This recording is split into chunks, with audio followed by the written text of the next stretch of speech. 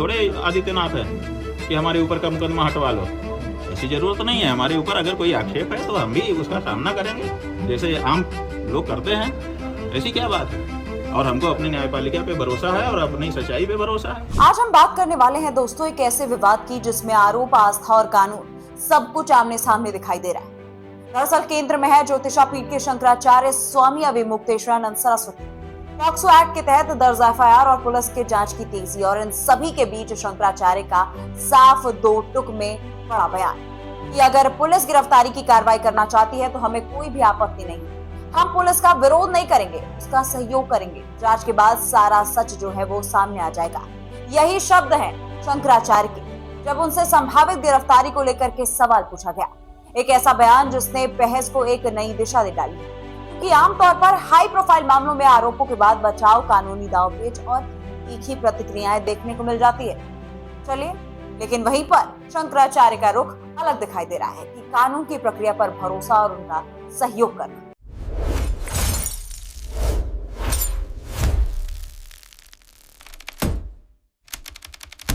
नमस्कार, आप देख रहे हैं बतकई चौक और मैं हूं आपके साथ गरीब। चलिए दोस्तों, इस पूरे घटनाक्रम को समझ लेते हैं। दरअसल पॉक्सो एक्ट के तहत एफआईआर दर्ज होने के बाद ये जो मामला है वो बेहद संवेदनशील और गंभीर माना जाता है। पुलिस ने जांच तेज कर दी। जानकारी के मुताबिक एफआईआर में शंकराचार्य अभिमुक्तेश्वरानंद सरस्वती और उनके शिष्य मुकुंदानंद का नाम शामिल है। आरोप नाबालिगों से जुड़े हुए हैं, इसीलिए जांच एजेंसियां कानूनी सावधानी और प्रक्रिया का पालन करते हुए आगे बढ़ रहे हैं। सूत्रों के अनुसार दोस्तों, पुलिस शिकायतकर्ता आशुतोष ब्रह्मचारी और कथित पीड़ित शिष्यों के बयान दर्ज करने की तैयारी है।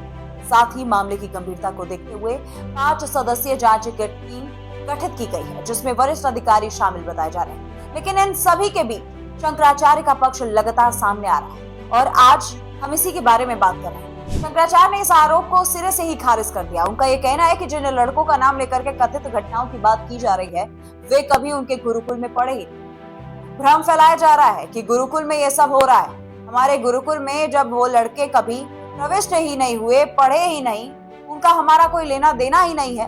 वे हरदोई के विद्यालय के छात्र हैं, जैसे कि उनकी मार्कशीट स्पष्ट कर रहे हैं। शंकराचार्य का ये सीधा तर्क है दोस्तों कि जब छात्र ही गुरुकुल से जुड़े हुए नहीं है तो घटनाओं का आरोप कैसे जुड़ सकते। यही नहीं, इस मामले में कथित सीडी का भी जिक्र लगातार चल रहा है। दावा किया जा रहा है कि उसमें सबूत मौजूद है, लेकिन शंकराचार्य ने इस दावे को भी फर्जी और मनगढ़ंत बता दिया। ये कह करके कि भ्रम फैलाया जा रहा है कि सीडी है। वो सीडी किस चीज की, उसे सार्वजनिक क्यों नहीं किया जा रहा है? अगर बच्चों के साथ अन्याय हुआ तो तथ्यों को सामने ला करके क्यों नहीं रखा जा रहा है? शंकराचार्य ने यहाँ एक और महत्वपूर्ण सवाल उठा दिया है दोस्तों कि अगर कथित तौर पर बच्चे ही सीडी लेकर के आए हैं तो उसे किसने बनाया? बच्चे बना रहे थे या कोई और? ये सब ऐसे सवाल है जिनका जवाब आने वाले दिनों में ही पूछा जाएगा। इस पूरे बयान में शंकराचार्य का एक प्रमुख संदेश जो है वो साफ दिखाई दे रहा है कि वो खुद को निर्दोष मानते हैं और सत्य के सामने आने का भरोसा जता रहे हैं। संभावित गिरफ्तारी को लेकर के दिए गए बयान में एक भावनात्मक और दार्शनिक पहलू भी उभर करके सामने आ रहा है, जिसमें उन्होंने कहा है कि देखिए, हमारे लिए 3 कोड। एक निचली कोड जो जनता है, जनता सब कुछ देखती है। दूसरा है मिडिल कोड जिसमें हमारा हृदय है, हमारा अंतःकरण साफ कह रहा है कि हम निर्दोष हैं।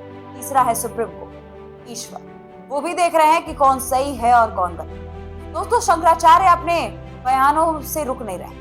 शंकराचार्य ने कहा कि तीनों स्तरों से उन्हें क्लीन चिट है। जनता का विश्वास, अंतःकरण की शांति और ईश्वर पर भरोसा। जो झूठ है वो अंत में निकल के ही आएगा। जो कहानी गढ़ी गई है वो आज नहीं तो कल झूठ ही सिद्ध हो जाएगी। ये बयान उनके समर्थकों के बीच विश्वास का आधार बन रहे हैं। वही आलोचक इसे कानूनी प्रक्रिया से अलग भावनात्मक अपील के रूप में देखें।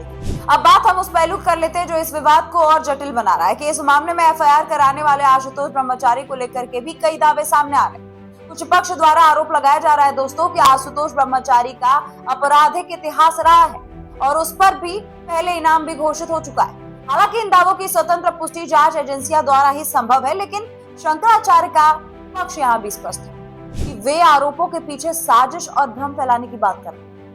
जब हमारा उनसे कोई भी संबंध ही नहीं है तो हमारे ऊपर आरोप क्यों लग गया? ये सब एक सोची समझी कहानी प्रतीत होती है। इसी बीच राजनीतिक प्रतिक्रिया भी सामने आने लगी है दोस्तों। विपक्ष के कुछ नेताओं ने निष्पक्ष जांच की मांग कर दी और शंकराचार्य के समर्थन में बयान देने लगे। लेकिन इस रिपोर्ट में हम राजनीतिक बहस से हट करके सिर्फ तथ्य और शंकराचार्य के पक्ष को सामने रखा। अब यहाँ पर सबसे अहम सवाल यह है कि आगे क्या होगा।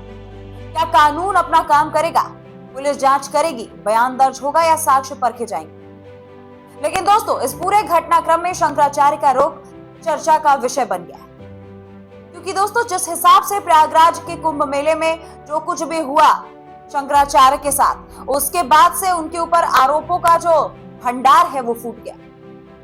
उसके बाद से ये जो गेम है वो रुका ही नहीं। उसके बाद से ये आरोप लग जाना कि उन्होंने नाबालिगों के साथ ऐसा कुछ कर दिया।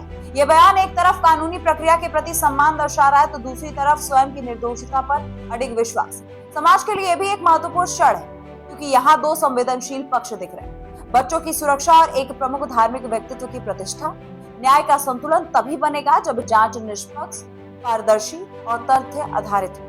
फिलहाल दोस्तों, निगाहें जो है वो पुलिस की अगली कार्रवाई पर, संभावित पूछताछ और अदालत की प्रक्रिया पर टिकी। सच आखिर क्या है, ये जांच और न्यायालय के फैसले से ही स्पष्ट होगा। लेकिन शंकराचार्य का संदेश फिलहाल तो यही है कि हम निर्दोष हैं, कानून का सम्मान करेंगे, सत्य सामने आएगा। तो आपको क्या लगता है, क्या इसमें कौन सा पक्ष आपको ज्यादा गलत लग रहा है? कमेंट में अपनी राय को जरूर लिखिएगा। मिलूंगी मैं आपसे अगली वीडियो में, तब तक के लिए नमस्कार। उन्होंने कल हमारे अधिवक्ता ने आप लोगों को बताया था कि उन्होंने 2 एफिडेविट दाखिल किए हैं, दोनों में 2 कहानी है। यहीं से मामला खत्म हो गया। एक व्यक्ति शपथ पत्र पर 2 कहानी देता है, इसका मतलब उसकी एक कहानी तो झूठी है ना। आप इसी से अंदाजा लगा लीजिए। तो और बाकी जो कहानी में जो कमजोरी होगी वो वकील वहाँ पे खड़े होके कोर्ट में बताएंगे, उसको हम कैसे आपके सामने बताएं। ठीक है, इसलिए कोई इसमें बाधा नहीं है।